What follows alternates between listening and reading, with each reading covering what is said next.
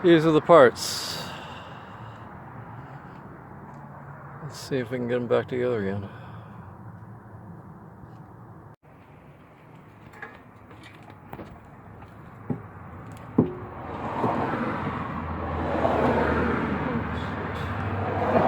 It's really simply reconstructed. This metal is right above these electrodes, and if somehow the insulation gave way, it would have immediate contact with this and short out everything. Oh. Thank you, Maya. This all began when I thought I could just take this out. It's a rotating seat mount and revert back to the original tracks and slide the seat into the original tracks. But this plate here, for which the swivel mount is attached to, is welded on the other side of this track in such a way that there's no way I can slide the seat on the original track, which is catastrophic for me because this is what I would like to do so that I can put a battery in the back of the seat, behind the seat. So now I'm having to rebuild it, and that's why I'm making this video to show the steps and how this is done.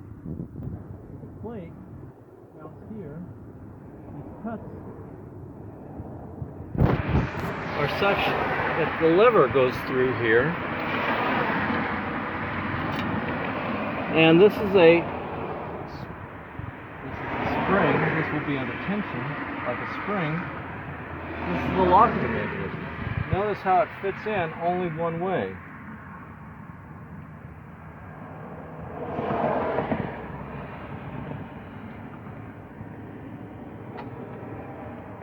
And then in the front it has to come through the hole in the front where my finger is.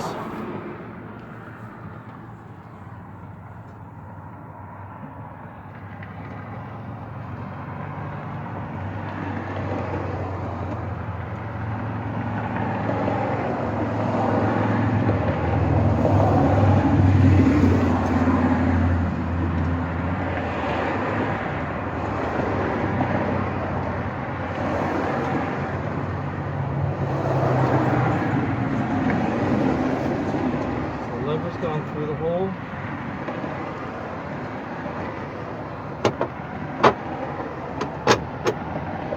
And now it's just a matter of putting the screws back on.